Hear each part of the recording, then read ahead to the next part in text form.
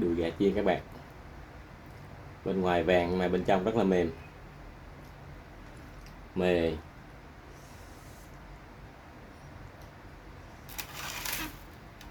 Mình ăn kèm với cà chua với lại xà lách nha các bạn. Đây, cà chua, xà lách với lại dưa leo. Rồi thì là sau một hồi làm thì mình cũng có được món gà chiên nha các bạn, món đùi gà chiên nha. Thì món đùi gà chiên này thì cũng hơi làm cũng hơi nhiều xíu, nhiều công đoạn xíu, nhưng mà nó cũng hơi đơn giản thôi các bạn. Đầu tiên thì mình rửa sạch rồi bắt đầu mình bỏ vô nước mình luộc nha các bạn. Đó, mình bỏ vô nước, mình bỏ vô một số gia vị như là mình bỏ vô chút xíu muối nè, bột ngọt, như đường. Mình bỏ thêm mấy cái rau củ như là gừng, củ cải, gừng với củ cải với lại 2 nhánh sả nha các bạn. Tùy vô cái lượng mà thịt các bạn làm nhiều ít nha. Rồi chúng mình bỏ hết vô trong cái nồi. Đó, xong rồi mình bật lửa lên, mình luộc cho nó chín. Đó, mình luộc cho nó chín rồi bắt đầu khi chín xong mình vớt ra để cho ráo nước nha. Rồi mình chiên lại với dầu là xong. Mình chiên sơ ngập dầu lại là xong nha các bạn. Thì nó sẽ được cái đây, món đùi gà đây. Bên ngoài thì vàng, bên trong thì mềm. Đó. Thay vì như mình để không, với mình chiên thì rất là lâu các bạn. Mình chiên xong rồi cái đùi gà này nó rất là cứng nha. Còn như mình chiên vậy là bên trong rất là mềm nha các bạn. Đây này, đây. Đó. Mà lại nó thấm gia vị nữa, lúc mình nấu mình luộc là nó có gia vị rồi các bạn. Thôi mời các bạn ăn cơm với mình nha. Đây, ở đây nữa các bạn, đây còn cái nước luộc đó mình làm được tô canh nè, còn dư là tô canh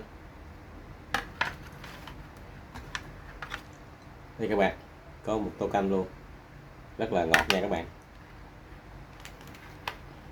Rồi còn cái nước nó là mình lấy mình nấu cơm nha các bạn. Đây đây, cái nước luộc gà mình nấu cơm nha. Đây cơm của nó đây,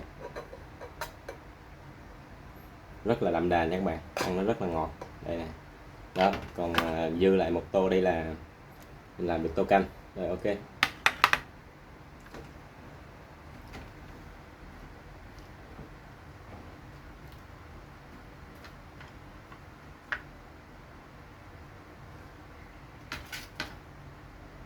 chén nước mắm nha các bạn, mắm tương ớt với ớt luôn. Thôi mời các bạn ăn cơm với giải nha.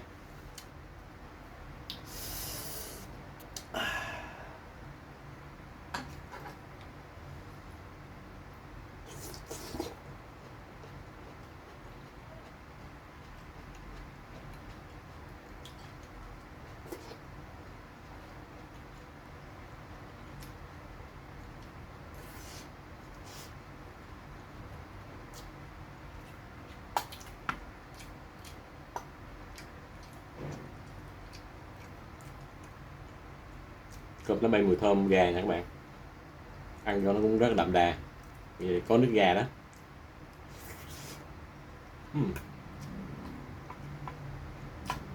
Ngon các bạn, béo.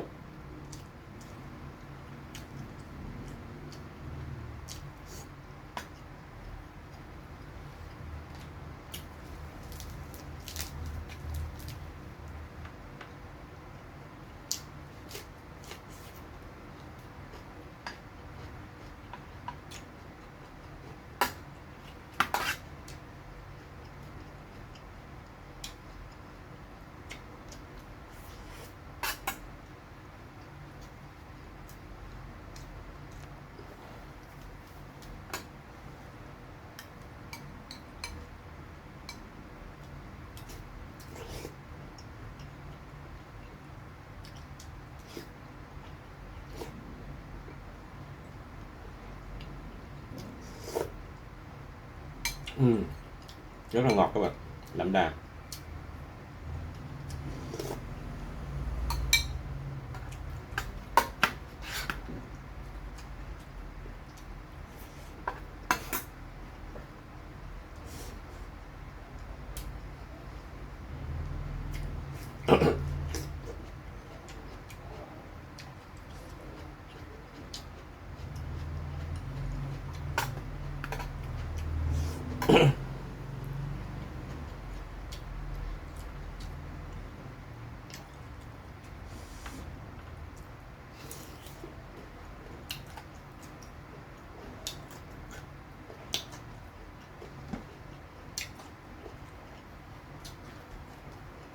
cảm giác nó giòn mà nó thơm thơm các bạn. Lại mình có chiên qua với dầu.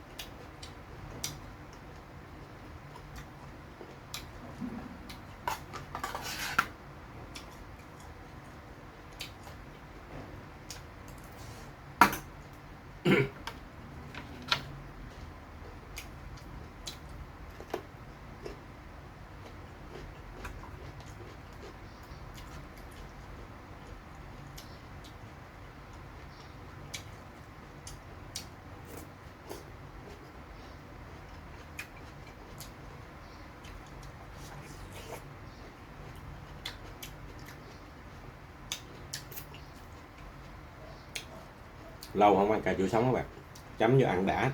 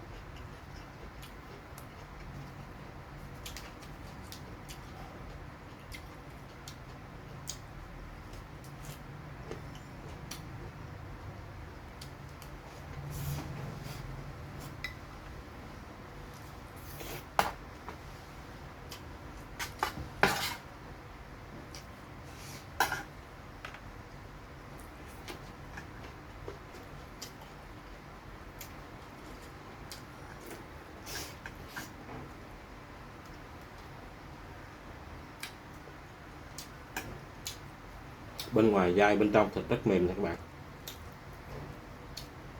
ăn rất đậm đà luôn, có gia vị.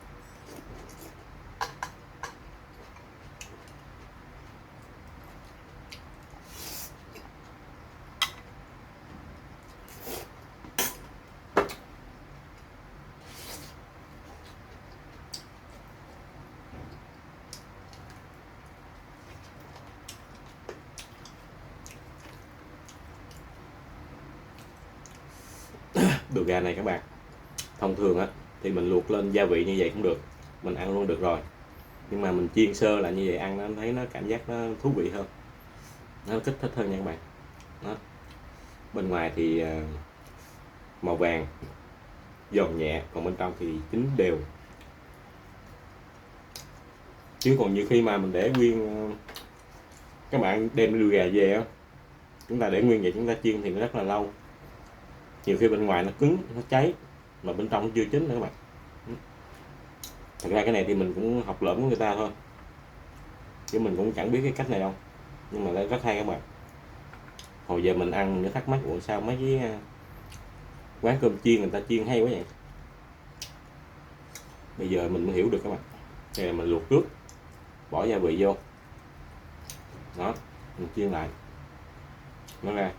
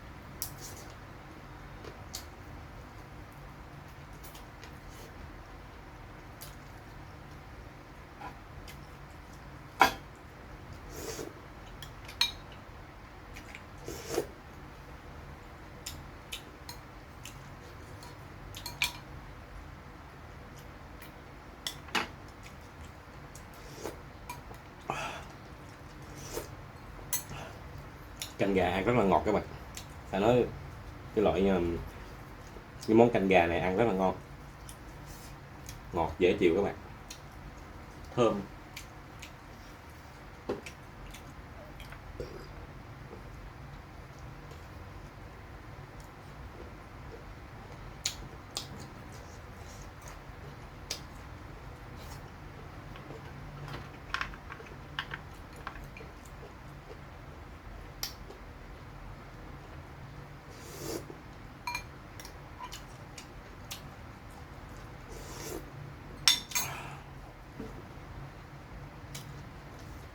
Quá ngon các bạn.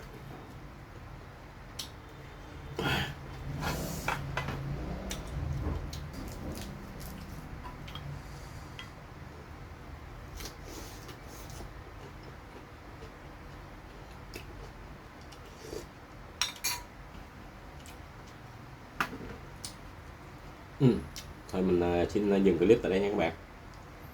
Cảm ơn các bạn đã theo dõi nha. Hẹn gặp lại các bạn ở clip sau nha. Tạm biệt các bạn.